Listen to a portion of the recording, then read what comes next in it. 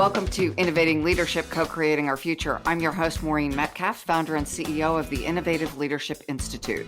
With me on the show today is Roxanne Brown and Ed Cook, co-founders of The Change Decision, a change and culture consultancy focused on growing joy at work. Today's interview is part of the Connex Executive Insight Series brought to you by Connex Partners. Connex Partners is the #1 executive network for HR and healthcare professionals. Connex connects business leaders from across the U.S., helping them solve their greatest challenges together. So give us just the couple of minute intro of yourselves and your organization, and then we're going to jump into the questions our listeners are waiting to hear about. How do we do this well? Great. Roxanne Brown. So my background is in change management. I've always done this work professionally. I discovered it late in the 90s when my company that I would work for at the time was going through a terrible merger and happened to be going to school at the same time, and took a change in leadership class and realized, oh, wait, there's a way to do this that's good for everyone. So that's been the focus of my career ever since. Ed and I started the Change Decision 5 years ago because we had an amazing joy at work experience 10 years ago that we thought, hey, we need to keep doing this. We need to figure out how to help other people do this. So that's what led us to start the Change Decision.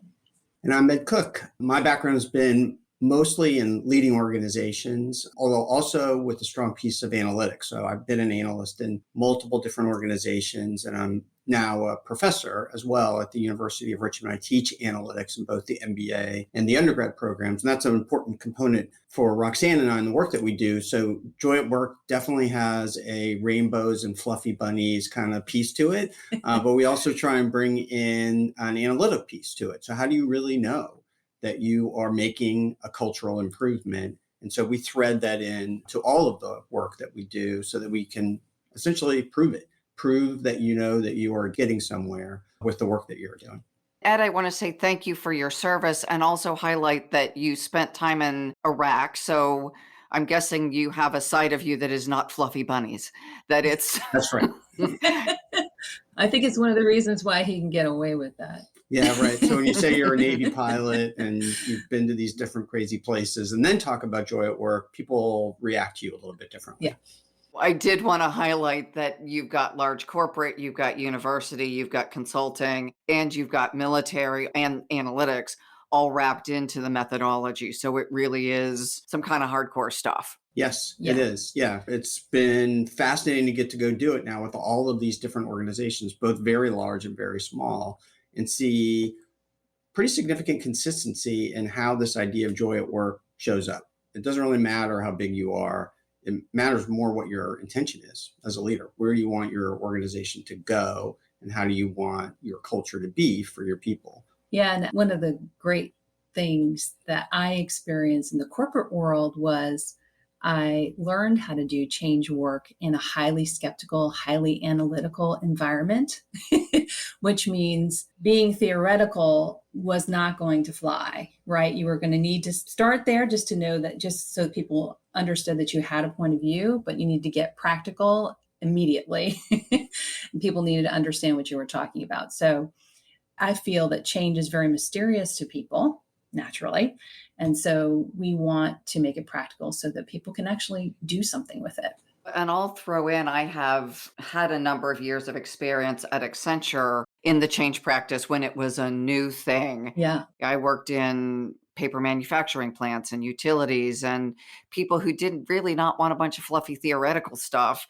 Tell me how to get it done. I worked in a steel plant environment.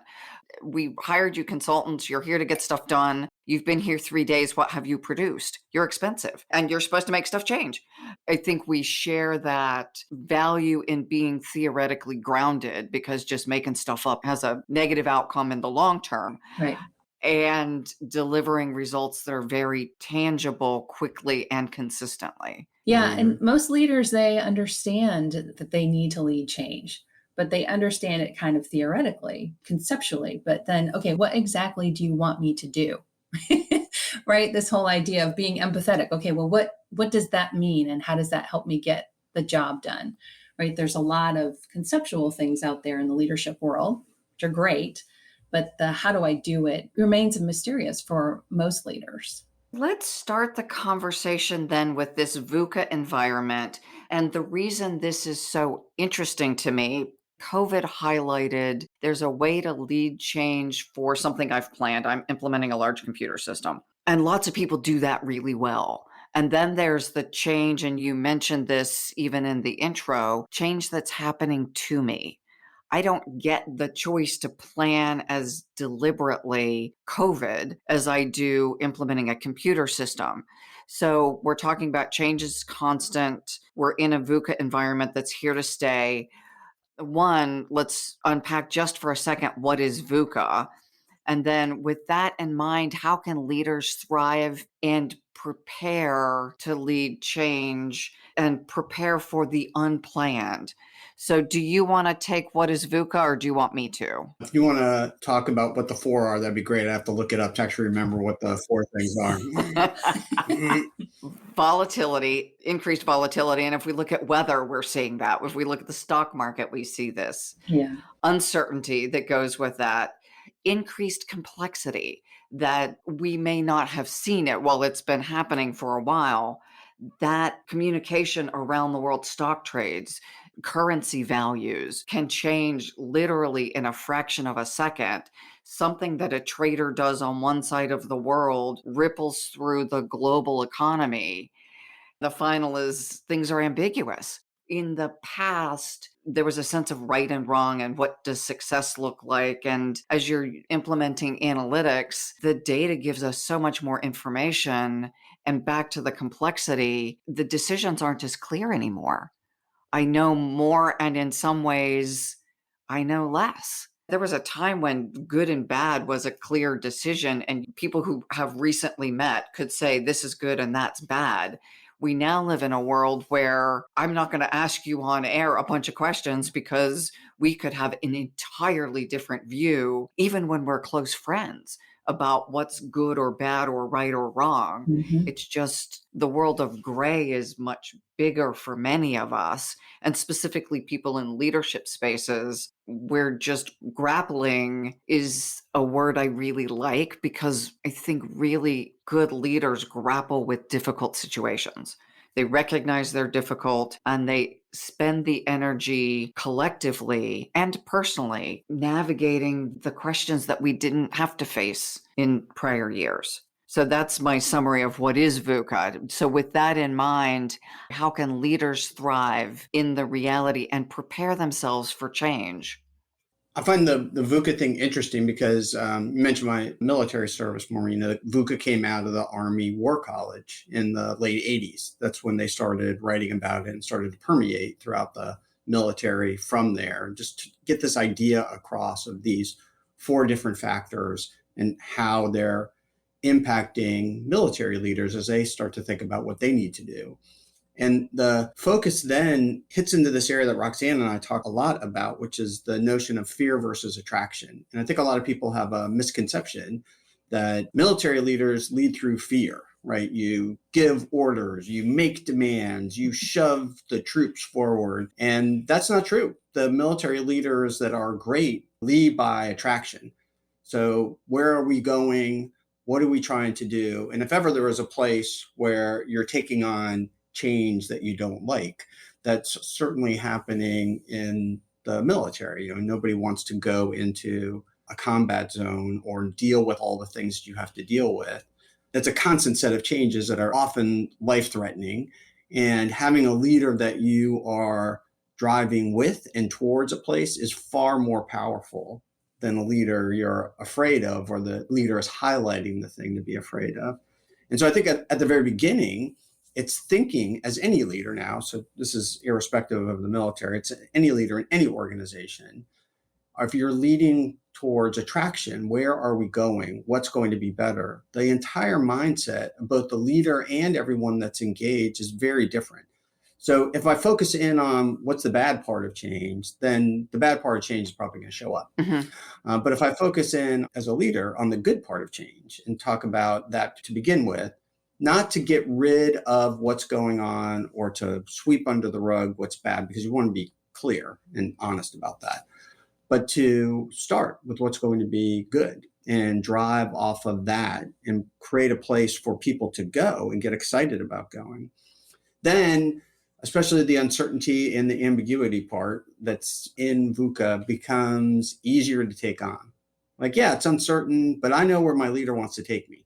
I can be certain about that. Maybe I am uncertain about the world.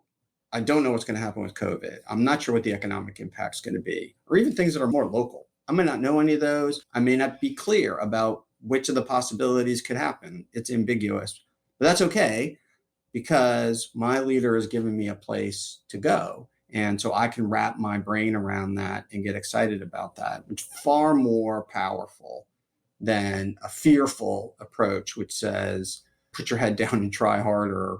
It was difficult for me. It's going to be difficult for you. Any other terrible things that you may have heard in an organizational setting, all of those are paths to failure. I think the path to success is going to be, all right, team, we're going to go here and here's why and what we're going to be able to do with it. Yeah, and I learned that firsthand when I was in the corporate world and just saw it in action. When fear was the driver of change, which is fear is a legitimate strategy for making change happen, right? We know that. But what I saw was that people would, to your point, put their heads down and do what they were told and really nothing more, because otherwise they would likely get into trouble. And from time to time, they'd pick up their head and look around to see if anything's changed, and they would go right back down. They'd basically freeze. But if you have an attraction strategy, then what you're doing is saying, this is the way we're going. And it helps people see, if you communicate it in a way that they understand, oh, this is how I can uniquely contribute to making that thing happen. And that's when they put in their creativity and their discretionary brain power into making the vision happen. So I saw that over and over again in the corporate worlds I was working in. The VUCA antidote is vision, understanding, clarity, and adaptability. So you hit it head on that if, the old change adage, burning platform, if you're not on the train, I had this view of Mad Max where the big truck's going to run you over, back up and run you over again. And to your point, I'm afraid of doing that, or I'm afraid of doing that. I'm choosing which thing I'm afraid of. Yeah. My boss running me over on a train platform, or a burning platform that I'm going to jump off, into some abyss, or trying something new, rather than we're in this together. We're either military, we're engaging in a Firefight. Okay. We're engaging in a firefight. I assume everyone lines up and they're together when they do that, not straggling along all over the place, or the consequence is bad. It's easy to see in the military when it's life and death. In a corporate setting, though, similarly, if we're accomplishing something difficult together, then we're inclined to, I've got your back when you're afraid. I've got your back when you make a mistake. We're all going to make mistakes. Right. So the combination of vision and cohesion really pulls us through the difficulty where threats and fear less effective. Yeah, we have gone to this place where we're helping leaders set an intention, and we call it a joy intention. What that means is we ask people to describe what would they like it to be like on the team in general, but also how would you like them to experience the change process? Not the change in the end, but the process of going through it. And it can be things like, it's okay for us to have direct conversations. I want everyone to feel respected. I want everyone to feel like debate is enjoyable and something that is part of our strategy for innovation, right? Some very basic things that are important to you as a leader, because if you have that intention written down, you can keep that front and center, and that can direct your words and actions. Eventually, people will get it. People will eventually see, oh, this is the culture that my leader is cultivating. It's going to take a while, right? It doesn't happen overnight, but they do pay attention to leaders' words and actions as a cue for them to decide how they should respond because they're trying to figure out what's happening. They're trying to understand how to be successful in this world you describe. So the intention turns out to be one of the big things that is emerging as more important than ever. You talked about antidote, Maureen. One of I think an antidote to this idea of change fatigue, which we hear a bunch of, is this movement towards attraction. Why are people fatigued? Well, being fearful is tiring. And so if you're fearful all the time and the next change and the next change is about fear, well, yeah, of course you're going to be tired. But if you're in a dynamic environment that you see things changing and you see that you're going somewhere, something that you can be interested in and excited about, well, that's way less tiring. It may actually be energizing. Lots of people want to be part of organizations that are dynamic and evolving and doing interesting things. They want to be part of that. They don't want it to be completely stopped and stayed, but it's how that gets done. And it's the how, I think, that drives that change fatigue. And so if you do it well, what Roxanne and I talk about is moving towards joy at work and setting an intention as a leader to get there, then that change fatigue thing is going to be way less of a problem. You are going to have a bunch of people that are excited about where you're going as an organization. The thing that we now say all the time is that we've learned through experience that it's not so much what is changing that people get upset by, because people understand companies need to change. It's how change is done. That's when you lose them. Because even change you like, I mean, I'm sure you've had the experience where a change that was supposed to be really great, but because it was done so poorly, people resent it, right? So it's so much about the how. I love the focus on the how, because to your point, we talk about the vision. Life is going to be rainbows and unicorns when we do this thing 3 years from now. And you're going to work crazy hours and miss your kids' first steps and all these things. But won't it be nice when we have this computer system working? Right. Tough sell. Yeah. Yeah. The cohesion bit for me is really important, that how we function together. I love calling it an intention for the journey, that we're going to build a more cohesive team. We're going to enjoy the process rather than you're going to just muscle through for the next 3 years and then life is going to be good. Well, by then 6 more things have changed. And back to your change fatigue, it never gets better. Yeah. And there's no point in trying to fight against it.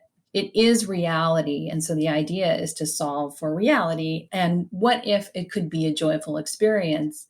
The thing that we are usually able to connect with people is this idea of some experience they've had in the past where it was the best team they ever worked on or they ever led. Usually people have an experience like that. And we ask them questions like, what was happening? What made it so great? What were you able to accomplish because of all the ways that you were behaving as a team? It's almost like you go into this romanticized memory of this thing that was so great. And then you can ask yourself, okay, well, what 2 or 3 things would you love to see happen on this current team? And what difference would that make? And what might you be able to accomplish because those 2 or 3 things were part of the change? And the questions that we're asking are about attraction. They're not about analyzing. They're not about fear. We never go into that fear place. We're always in fear. And that's partially because that's our training. Our training is to look at a problem and judge it and try and get rid of it, right? It's almost very fearful and in its very basic way. But when you focus there, when it comes to people and change, people shut down as opposed to lift up. We're looking for that upward spiral in how people behave with each other. So starting with this, remember that great thing that happened a long time ago? Well, tell me about it, because it was probably one of those situations where it seemed impossible on the surface, yet look, you accomplished it. My guess is everyone around your table has a story just like that. So there's all this potential right there that you could tap into and see what happens. That for us is joy at work.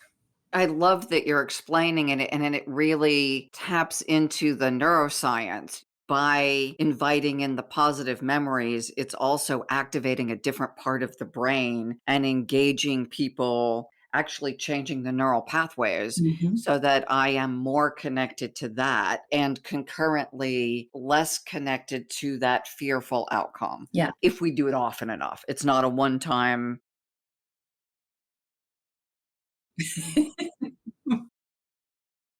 Right. That is why we say, okay, now you need to ask yourself, am I about to lead in line with my attention or squash it?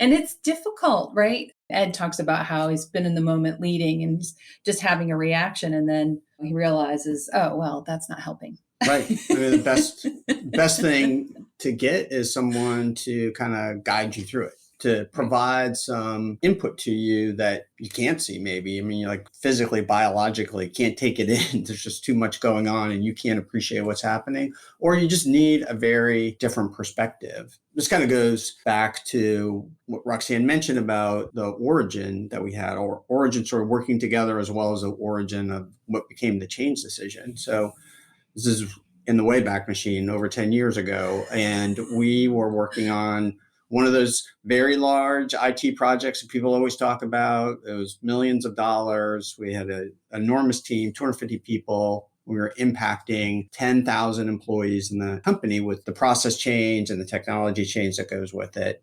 18 months into the project, and it is not going well. And I mean, really, really not going well.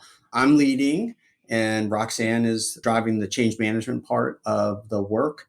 And we're just struggling all the way through it. It turned out that the project had been significantly underscoped. So I had the pleasure of talking to the CIO and telling him that his $30 million project was now going to cost $70 million. And that was a very difficult conversation to have. And I'm sure the only reason I didn't get fired and blown out of his office was I was not the person that actually came up with the estimate, but I was the one delivering the very bad news that it was more than double in order to complete the thing. But that wasn't the lowest point. The lowest point came just a few weeks later. At this company, the CEO would do an annual strategy review and bring all the managers in, an all-day event.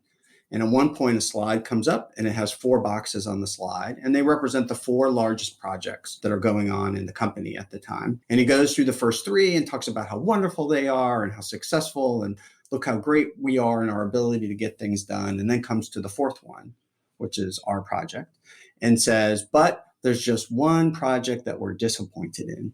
And it felt like every head in the auditorium had snapped around to look at my reaction. And it's thousands of people in this room. It's not a small room.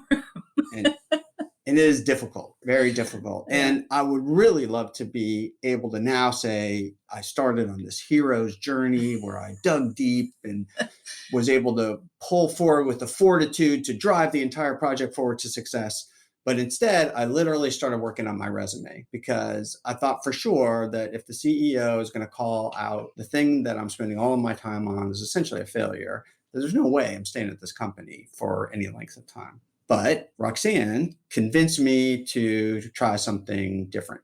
And what she did was she asked me some of these questions that we've been talking about, to think about a time when I was part of a team that I really enjoyed and was very successful, and what was that like? And then questions about what my intention, what would I want this team to be like? And then she took that to my leadership team and talked to all of them. And part of that was to show them what I had said. And it was striking for them to see that, because that's what they wanted. That's not what we were doing at all. We weren't acting like that at all in any of the meetings we were doing. It very quickly could see it turn around. And it happened almost the next week. Every Friday, I would have a leadership team meeting. In this company at the time, this is of course before all this video stuff that we do now, people would literally phone into the meeting. Like they would be at home in their living room, in their jammies for all I know, phoned into the meeting. I would be there and Roxanne would be there and maybe a couple other folks. There's 10 or 12 of us there. But on this day, I'm running into the room late, which was typical because some executive would have grabbed me somewhere in the hallway to say, I need an update on this. And so I was continually late for meeting. So I'm running into the room because in my head, I'm thinking, I got to get in, got to get to the phone, got to get dialed into the phone number, get everyone connected. They're all waiting for me. That's what's in my head. And I blow through the door and everyone is in the room. and all of their laptops are closed, which was very countercultural. In this company, everyone would have their laptops up and they'd all be mashing on the keys all throughout the meeting. Laptops are closed. Everyone's looking at me as we come in. This enormous change has happened because of what Roxanne has done. Mm-hmm. Yeah, it was fascinating to see everyone show up. They were wanting to see what would happen next. They had hope. And they were demonstrating that they had hope by just showing up and asking questions and getting into the work in a deeper way. In other words, their commitment had increased because of this hope. And it happened, as Ed said, almost immediately. It's one of those things that I kept saying, you cannot script. This goes back to what you talked about earlier, Maureen, which is emergent change. Instead of event change, it's emergent change, right? And so what you're doing is you're setting this intention, seeing what happens, and then responding to it. And so things like this would happen all the time. And my job really was mostly to point it out. Hey, this happened. This is a good thing. Reinforce that. Or, hey, this is not so good. You might want to address that in some way so people really understand your intention here. And that's what happened over and over again. And one of the things that Ed talks about sometimes is how in one of those Friday meetings, people were really engaged in the conversation and asking him a lot of questions. And, you were thinking it was... I was getting angry. I was getting really angry, really, really angry because we were laying out this whole new program. I spent all kinds of time on the timeline for it, and people are peppering me with questions about it. And I could just feel the emotion rising up inside. And then all of a sudden I get a little pop-up instant message on my screen from Roxanne going, "This is great. This is exactly what you wanted." And in my head, I'm thinking, you're crazy. This is not what I wanted at all. Right. But what she pointed out to me that I was completely unable to see in the moment was they were doing what I had hoped they would do. Ask questions. We would engage in debate. We would try and take care of problems. We would get it solved. And they felt comfortable now to jump in and do that where they didn't before.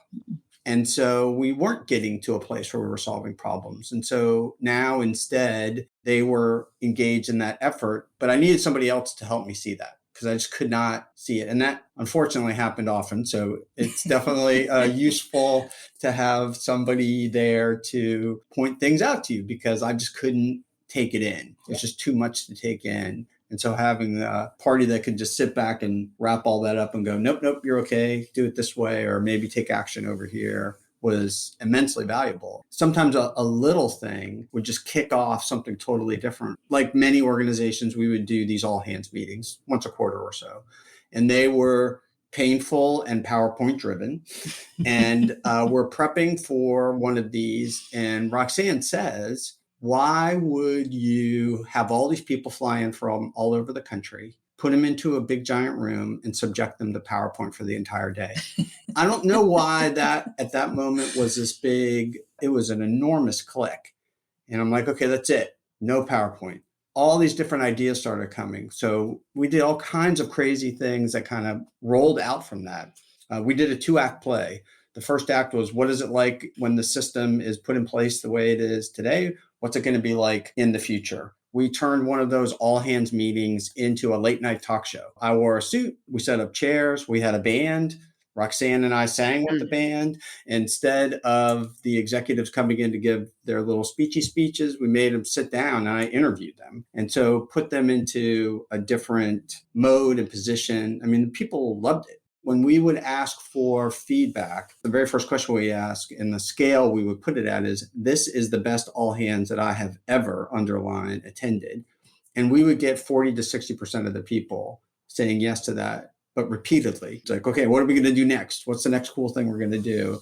So we're even trying to beat out our own stuff to try and make it happen. Yeah. And that's all because by setting this different intention, I was excited to go do those things. But what I think is maybe even more important is the project itself never got easier.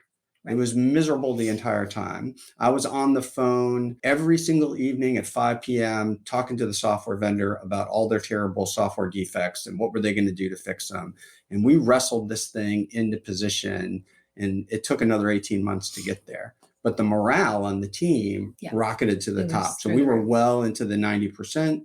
The company at the time was on average in the low 70%. I mean, we're a significant outlier in the company in terms of the morale of the team. It certainly was not because the work got easier.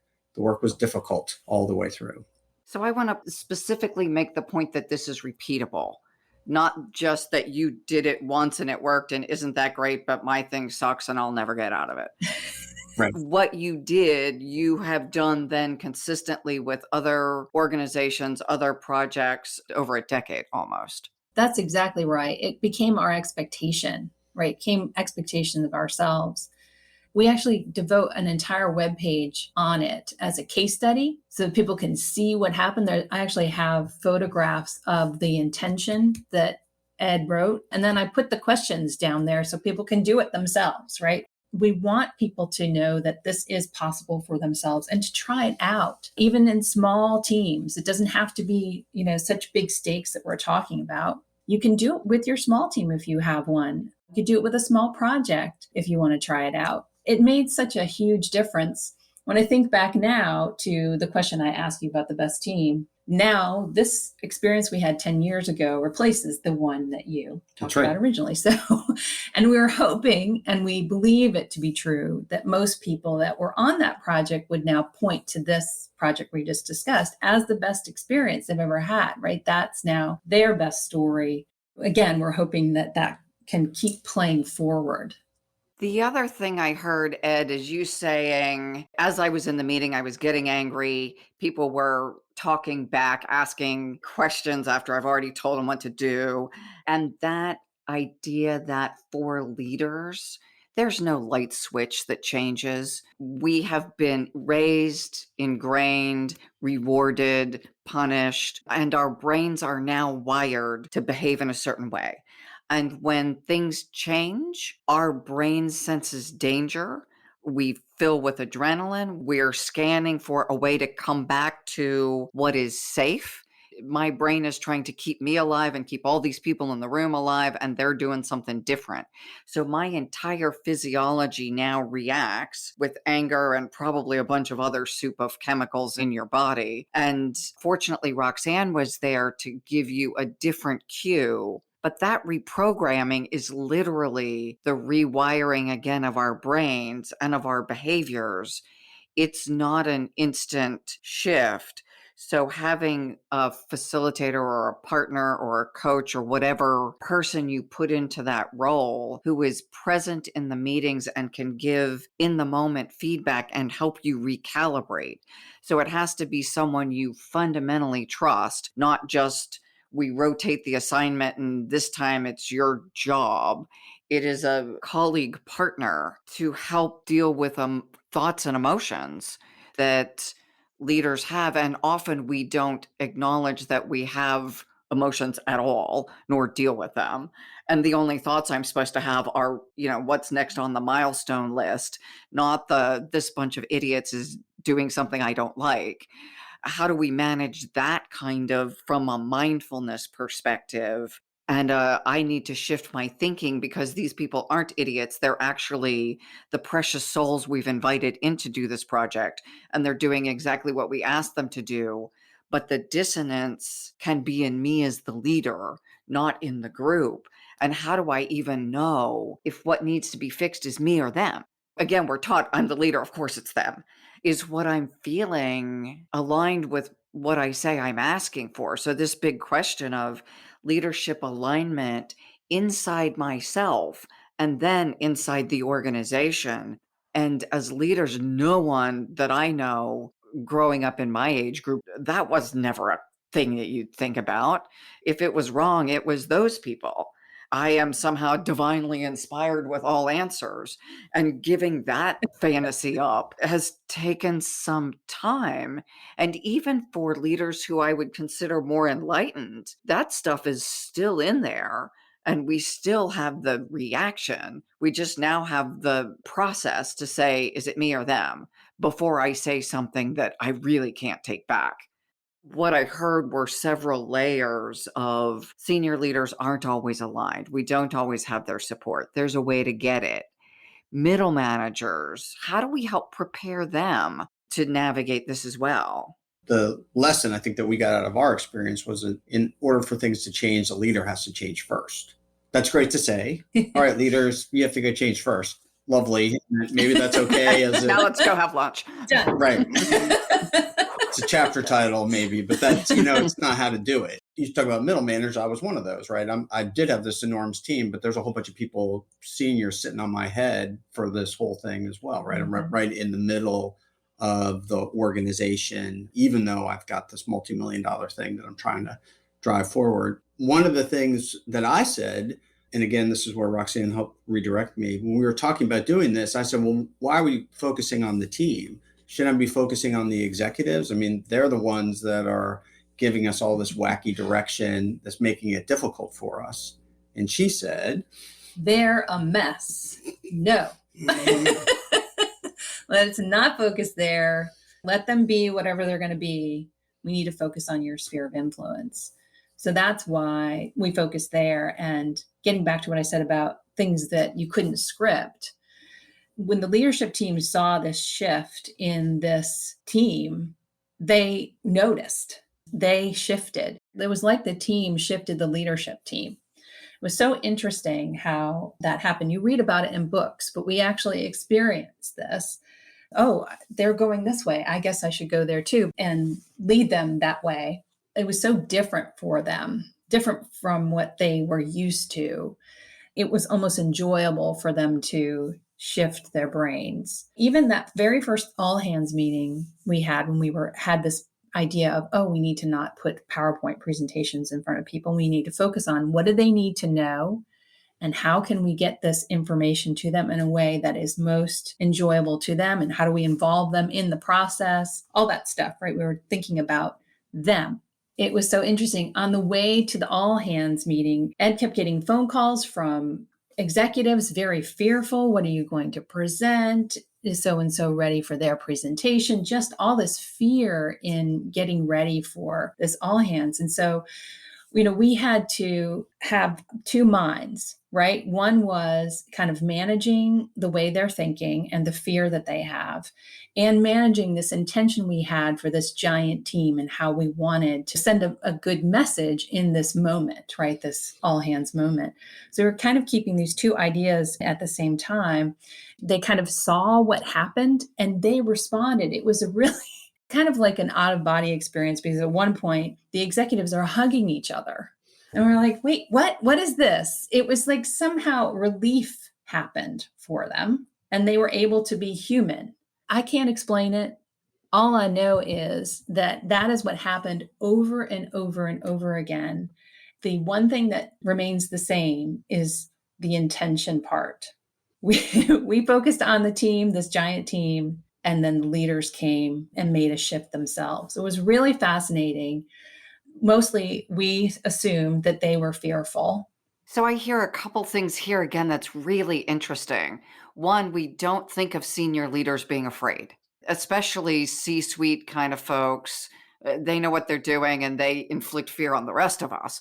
They're coming to visit, so we have to scurry around and make sure they're happy. And it doesn't matter where you are in an organization. It seems like whether it's a multi-billion-dollar organization or $1 million organization, boss coming into town, unless they work in the same place with you, there's scurrying and there's prepping and there's worrying. And no matter how laid back the boss thinks they are, their presence creates fear. Oh, yeah. So it's interesting that we don't project that they may be afraid of us.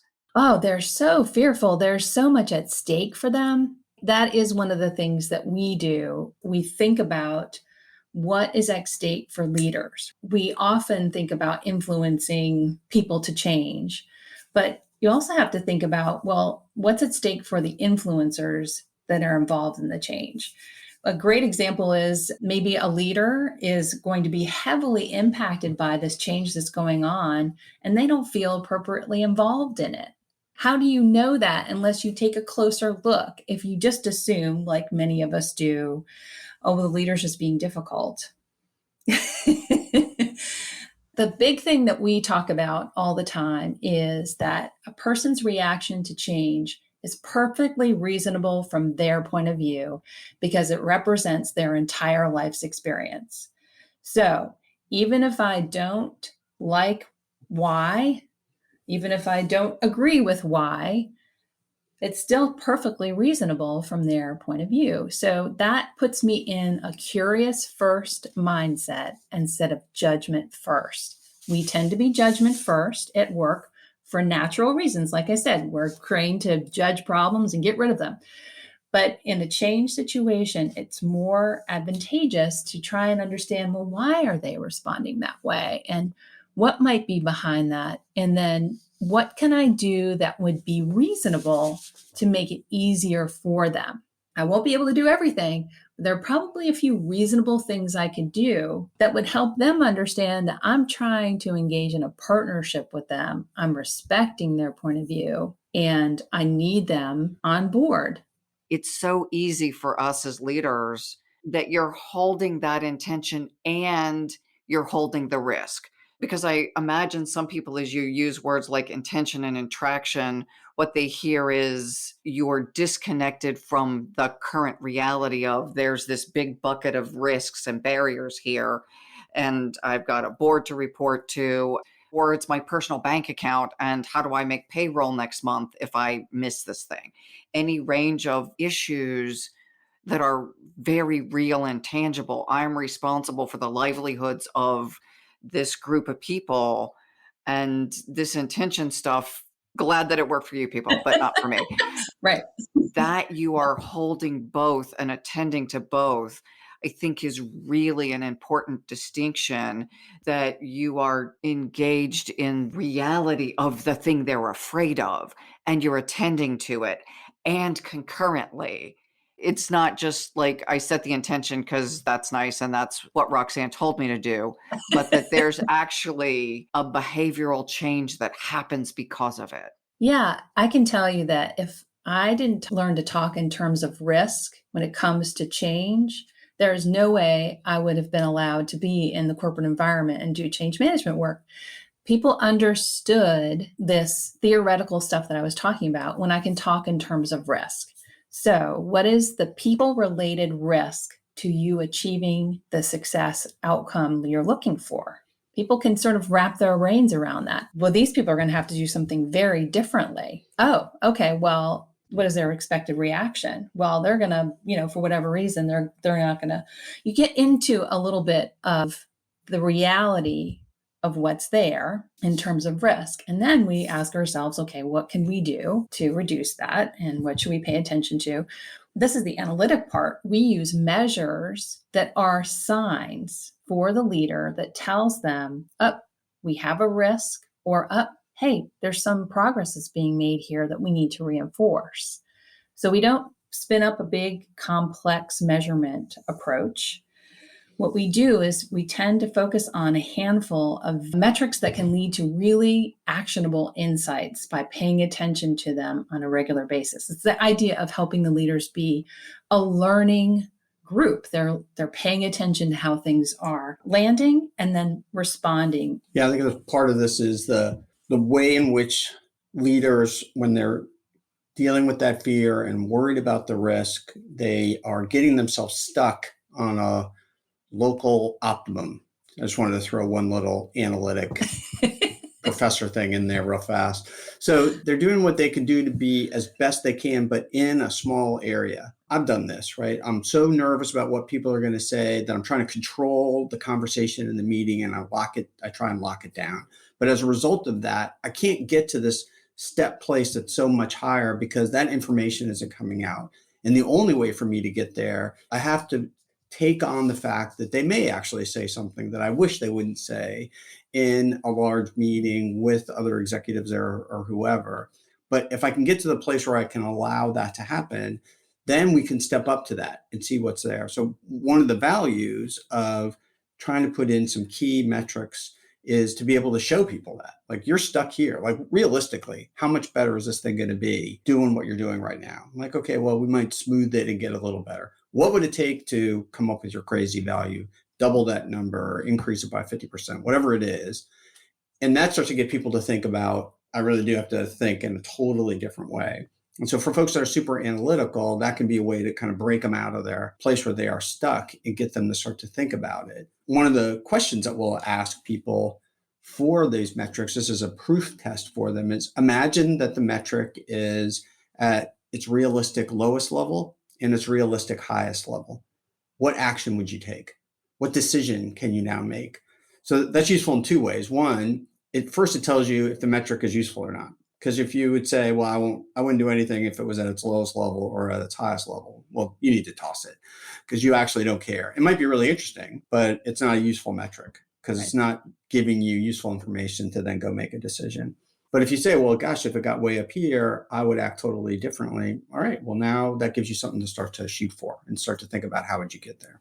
So I heard in a conference last week the phrase, if your life's work can be accomplished in your lifetime, you're not thinking big enough. That's great. Yeah, that's great. That's helpful because we have big goals. So thank you for that. Right. We want to bring joy at work to everyone. That's probably unlikely that's going to happen with just us in our lifetime. But it's nice to be able to shoot for something that's so big. Well, and this came out of Intel is building their new chip fab here in Columbus, where I live. And the person who was helping bring that deal about, evidently repeatedly, Intel kept saying, you're not thinking big enough. You're not thinking big enough. For the people negotiating this deal, this was the biggest thing they could have imagined. Now what they're looking at is exponentially larger. How often do we as leaders or change leaders look at something through the lens we've seen in our experience and say, boy, that's as big as it can get? So yeah, bringing joy at work to everyone in the world. Yeah. How fabulous would that be? That it is something that seems unreasonable, instead of saying your goals have to be SMART goals, reasonable, attainable, time-bound, measurable. What if this really is everyone on the planet gets to feel good about the work they do, not just that the day is ended and they're exiting. I made it through my day versus I enjoyed my day. Yes. Yeah. We have a client that we worked with. This is at the other end of the scale now, much smaller, but the same exact idea that you're talking about, Maureen. They were going through a process where they're going to have to do their very first layoff. They'd never done that before, and they were afraid. They had paused on that decision for 2 years. They did not want to pull the trigger on that decision. They were concerned about what it would do to their culture, and they were concerned about being good leaders for these people and what would all that mean, and so hadn't done it. We talked to them about trying to flip that narrative to, what would be the best possible outcome? We got to kind of a funny phrase of, you see him, it's happened, and you see him a few weeks later walking in the street, and they actually walk across the street and give you a high five, right? Because it's gone so well that they're so happy with it. And they just said, yeah, that's great, guys. But what we really want is to make sure that, people don't start leaving because they're worried about what happens. But what we did was take them through that process to start to think about those things. Like, how do you take care of these people? How would you do the right thing by the folks that stay? How are you communicating this clearly so people understand the change?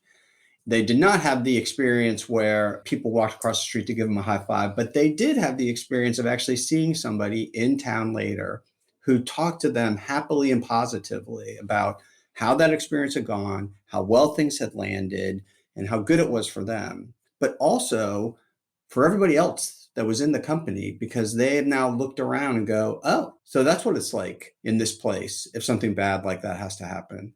These leaders are actually going to try and make it as good as they possibly can. I feel better. I feel more secure, as opposed to the feeling people have when you watch your buddies get kicked out the door from a layoff or something. Well, now you're fearful. The great thing about that is the people who remained at the company, they now felt like this is our identity. This is how we do things here at this company. And I feel even more proud to work here, right? This is the exponential positiveness that happens that looks on the surface like nothing, but it's really huge, as opposed to what you were talking about, where people get kicked out of their companies. And now what you're doing is setting up for a transactional relationship between the employee and the employer, because I realize you're going to make this decision. I'm going to be kicked out the door. I'm going to drop back into transactional relationship with you because that's the safest thing for me to do. It's the wisest thing for me to do. It's the message that you're giving me. Got it. We forget that this thing that we are taught exiting people from our companies, the reframe is such an important question. And I'll say for me, as I dealt with some personal things in my history, thinking of myself as a person who was treated badly, when I could reframe and say that bad thing happened a few times, the loving things happened literally probably millions of instances in my life. Yeah. So am I an abused person or a victim, or am I an incredibly fortunate person who, like everyone's life, has some stuff? And moving out of a victim mentality for me has been life changing. And I think most people can point to a place where they were victimized by a situation. But defining myself as a victim takes away any future power. And so I love how you are helping people consistently reframe, because that one reframe for me, I'm able to then have efficacy in any situation. And that's what you're giving people, the ability to be at choice and imagine what's positive rather than just we do what people do. What comes to mind for me is this notion of mastery. So much about what we do is we're almost learning as we go, and we look to what others have done and try to take the best of it, try to emulate it as best we can. But when you're in that mastery place, you can rise above the situation and you can see, okay, well, how would I like this to go? And where do I have the control or influence over that? Because there's probably quite a bit, but you almost have to seek that mastery or remember you can go there. I don't think we really talk about that so much. It's almost like in most work situations, we value taking on more than we can reasonably take on, as opposed to this notion of mastery. The other thing I think about, and this is the thing that we're trying to research right now, and I say trying because there's not a lot out there, which is what is the impact of leadership on leaders? There's so much out there about the impact of leaders on people and so much about bad leadership. I mean, it's voluminous what's out there in popular literature alone, but there's very little on what impact does it have on a leader's mental and physical, emotional well-being when they lead. If you think about what you just said, Maureen, about letting people go, we don't really have a notion of what that does to you as a leader. And that has a huge ripple effect that we are completely ignoring, right? And I think that's partially why people are reluctant to move into management and leadership positions.